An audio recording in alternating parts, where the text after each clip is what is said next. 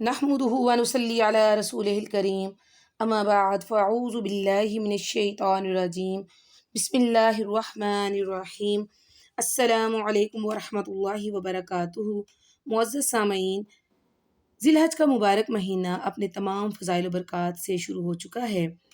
آج میں آپ کو عشرہ ذی الحج کی فضیلت کے بارے میں بتاؤں گی۔ عشرہ ذی الحج سے مراد ذی الحج کے پہلے 10 دن ہیں۔ اس میں 9 ذی الحج بھی شامل ہے جو حاجیوں کے لیے یوم عرفات ہے۔ اس میں 10 ذی الحج بھی شامل ہے جو حاجیوں کے لیے یوم النحر ہے، جس میں رمی، قربانی، حلق اور طواف حج کیا جاتا ہے، اور غیر حاجیوں کے لیے یہ عید کا دن ہے۔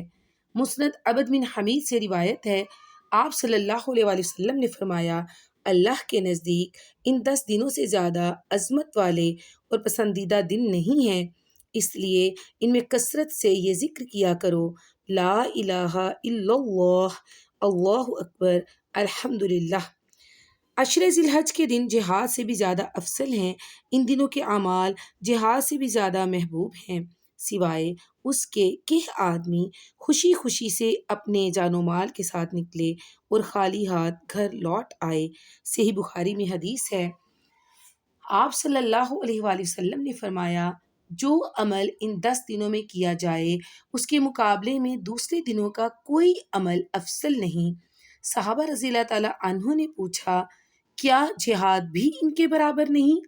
آپ صلی اللہ علیہ وآلہ وسلم نے فرمایا، جہاد بھی ان کے برابر نہیں، سوائے اس شخص کے جس نے اپنی جان اور مال خطرے میں ڈالا اور کوئی چیز واپس لے کر نہ لوٹا۔ مسند احمد میں روایت ہے، ذی الحج کے ابتدائی 10 دن عظیم ترین دن ہیں۔ اس میں عرفات کا دن، 10 ذی الحج، عید کا دن شامل ہے۔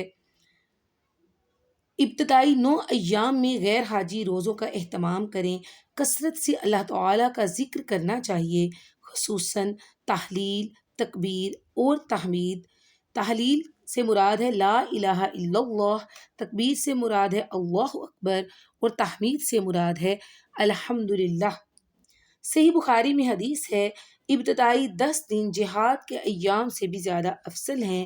مسند ابی یعلا صحیح میں حدیث ہے، ابتدائی 10 دن دنیا کے افضل ترین 10 دن ہیں۔ صحیح مسلم میں حدیث ہے، عرفات یعنی 9 ذی الحج کو اللہ تعالیٰ سب سے زیادہ اپنے بندوں کو دوزخ کی آگ سے آزاد کرتا ہے۔ اسی طرح صحیح مسلم میں ایک اور حدیث ہے، غیر حاجی 9 ذی الحج کا روزہ رکھے، اس سے اس کے 2 سال کے صغیرہ گناہ معاف کر دیے جاتے ہیں۔ حاجی عرفات کے دن روزہ نہ رکھے۔ صحیح بخاری میں حدیث ہے، آپ صلی اللہ علیہ وآلہ وسلم نے عرفات یعنی 9 ذی الحج کو روزہ نہیں رکھا۔ آپ صلی اللہ علیہ وآلہ وسلم نے لوگوں کے سامنے دودھ پیا۔ ترمذی میں روایت ہے، عرفات کے دن کی دعا جو آپ صلی اللہ علیہ وآلہ وسلم اور آپ صلی اللہ علیہ وآلہ وسلم سے پہلے انبیاء نے بھی مانگی ہے، وہ یہ ہے، لا الہ الا اللہ وحدہ لا شریک لہ، لہ الملک ولہ الحمد وہو علی کل شیء قدیر۔ ابو داؤد میں حدیث ہے، 10 ذی الحج کا دن یعنی عید کا دن اللہ تبارک و تعالیٰ کے نزدیک عظیم ترین دنوں میں سے ایک ہے۔ مسند امام احمد میں روایت ہے، 10 ذی الحج کا دن حج اکبر کا دن ہوتا ہے۔ آپ صلی اللہ علیہ وآلہ وسلم نے 10 تاریخ کو سرخ اونٹنی پر بیٹھ کر خطاب فرماتے ہوئے کہا، یوم النحر ہی یعنی 10 ذی الحج کا دن ہی حج اکبر ہے۔ عوام الناس میں یہ بات مشہور ہے کہ اگر جمعہ کے دن یوم عرفات ہو جائے تو ایسا حج اکبر ہوتا ہے، لیکن اس کے لیے کوئی پختہ دلیل قرآن اور حدیث میں موجود نہیں۔ ہر سال حج اکبر ہوتا ہے اور ہر سال کو 10 ذی الحج کا دن ہی حج اکبر ہوتا ہے۔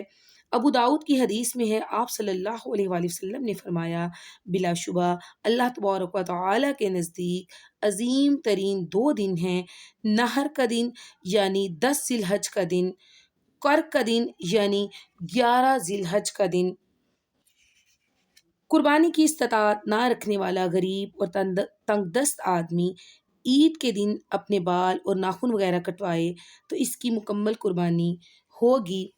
عشرہ ذی الحج میں بال اور ناخن کٹوانے کے احکام کے بارے میں ہمیں صحیح مسلم، ترمذی اور ابو داؤد میں روایت ملتی ہے کہ جب عشرہ ذی الحج شروع ہو جائے اور تم میں سے کوئی شخص قربانی کرنے کا ارادہ رکھتا ہو، وہ اپنے بالوں اور ناخنوں کو بالکل نہ کاٹے۔ حاجی کے لیے تو یہ فرض ہے کہ وہ 10 تاریخ سے پہلے بال نہیں کٹا سکتا۔ چنانچہ جو انسان قربانی کا ارادہ کرتا ہے اسے جب ذی الحج کا چاند نظر آ جاتا ہے تو اسے 10 ذی الحج تک اپنے بال اور ناخن نہیں کٹوانے چاہیے۔ اللہ تبارک و تعالیٰ کی ذات ہمیں قرآن پاک اور احادیث میں بیان کردہ احکامات کی روشنی میں اپنی جو زندگیوں کے گزارنے کے اصول قوانین سیکھنے کی توفیق عطا فرمائے۔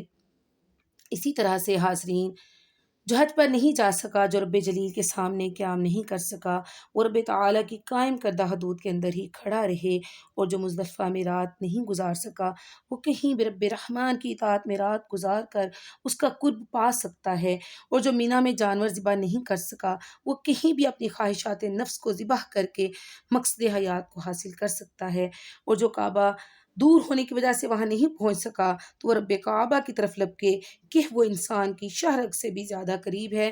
چنانچہ ہمیں عشرہ ذی الحج میں کثرت سے تلاوت قرآن کا اہتمام کرنا چاہیے، نفلی عبادات کثرت سے کرنی چاہیے، ذکر و اذکار کثرت سے کرنا چاہیے، اٹھتے بیٹھتے اللہ تعالیٰ کا ذکر کرنا چاہیے، اس کا قرب حاصل کرنے کی کوشش کرنی چاہیے، کثرت سے استغفار پڑھنا چاہیے، اور روزے رکھنے چاہیے۔ جیسا کہ میں نے آپ کو بتایا کہ 9 ذی الحج کا روزہ بہت زیادہ اہمیت رکھتا ہے، فضیلت رکھتا ہے، اور صدقہ و خیرات بہت زیادہ کرنا چاہیے، صلہ رحمی کرنی چاہیے، اپنے بہن بھائیوں کے ساتھ، اپنے ماں باپ کے ساتھ، رشتہ داروں کے ساتھ پیار محبت کے ساتھ پیش آنا چاہیے، اور اگر کوئی آپ سے ناراض ہے تو اس سے آپ صلح کریں، اس کو منائیں، اور اس سے پیار محبت کے رشتے کو استوار کرنے کی کوشش کریں۔ اللہ تبارک و تعالیٰ کی ذات ہمارے اوپر اپنا رحم کرم فضل فرمائے، آمین۔ حاضرین، یہاں پر ایک اور میں آپ کو بات بیان کرتی جاؤں کہ ایک اور مسئلہ ہے کہ کیا ایک قربانی کی جائے تو کیا سب گھر والوں کو اس کا ثواب ہوتا ہے، یا سب کو قربانی کرنی چاہیے؟ تو نبی صلی اللہ علیہ وآلہ وسلم نے حج کے موقع پر 100 اونٹوں کی قربانی فرمائی۔ ایک موقع پر آپ صلی اللہ علیہ وآلہ وسلم نے سارے گھر کی طرف سے ایک بکری کی قربانی کی۔ اس سنت نبوی کے طریقے سے ہمیں یہ معلوم ہوتا ہے کہ انسان میں جتنی استطاعت ہے، جتنی طاقت ہے، وہ اس حساب سے قربانی کر سکتا ہے، لیکن اگر آپ ایک قربانی بھی کرتے ہیں اپنے گھر میں تو سب کو اس کا اجر و ثواب ملتا ہے۔ اس میں ایک قربانی بھی اگر آپ کر رہے ہیں تو اس میں آپ کا خلوص، آپ کی محبت اور آپ کی حق حلال کی کمائے ہوئے رزق میں سے اگر یہ آپ جانور خرید رہے ہیں اور اللہ تعالیٰ کی محبت اور اس کا قرب حاصل کرنے کے لیے وہ قربانی کر رہے ہیں تو اللہ تبارک و تعالیٰ کی ذات سب گھر والوں کو اس کا ثواب دیتا ہے۔ اسی طرح سے جو قربانی ہے وہ اصل میں اللہ تبارک و تعالیٰ کی ذات کے ساتھ محبت کا اظہار ہے۔ اس میں دولت، شہرت اور مال ہونا، کاروبار ہونا، بزنس بہت لمبے چوڑے ہونا، سونا چاندی کچھ بھی کاؤنٹ نہیں کرتا۔ اس میں آپ کا پیار، آپ کا خلوص، آپ کی نیت کاؤنٹ کرتی ہے کہ آپ کتنی زیادہ محبت اور خلوص اور سچے دل کے ساتھ اپنے رب کے سامنے یہ قربانی پیش کر رہے ہیں۔ چنانچہ قربانی کریں، اور جتنی آپ کے اندر استطاعت ہے آپ اس کو اللہ تعالیٰ کی ذات کی محبت اور اس کا قرب حاصل کرنے کے لیے آپ اللہ تعالیٰ کی ذات کی راہ میں قربانی کریں۔ آپ کی نیت کا خالص ہونا، آپ کے رزق کا حلال ہونا اس میں بہت زیادہ ضروری ہے۔ ابو داؤد کی روایت ہے، آپ صلی اللہ علیہ وآلہ وسلم نے فرمایا، اے لوگو، بے شک ہر گھر والوں کے ذمے ہر سال قربانی ضروری ہے۔ چنانچہ اس حدیث مبارکہ کی روشنی میں بھی ہمیں معلوم ہوتا ہے کہ جو انسان جتنی استطاعت اور طاقت رکھتا ہے تو ایک فرد بھی اگر ایک گھر میں سے قربانی کر رہا ہے تو سب کو اس کا ثواب پہنچتا ہے۔ اس میں کسی قسم کی بناوٹ یا مال و دولت، مال و زر کی شو آف کرنے کی ضرورت نہیں ہے، اور وہ انسان جو بہت غریب ہے، جس کے پاس اتنی استطاعت نہیں کہ وہ قربانی کر سکے، تو اسے چاہیے کہ وہ آئندہ سال کے لیے کوشش کرے، محنت کرے کہ اس کے پاس اتنا روپیہ جمع ہو جائے کہ وہ اپنے رب کی محبت حاصل کرنے کے لیے، اپنے رب کا قرب حاصل کرنے کے لیے، اس کی راہ میں اپنی محبت کا اظہار کرنے کے لیے اس کی راہ میں قربانی پیش کر سکے۔ اللہ تبارک و تعالیٰ کی ذات ہمیں قرآن و حدیث میں بتائے گئے احکامات کی روشنی میں اپنی زندگیاں گزارنے کی توفیق عطا فرمائے۔ آمین ثم آمین یا رب العالمین برحمتک یا ارحم الراحمین۔ السلام علیکم ورحمۃ اللہ وبرکاتہ۔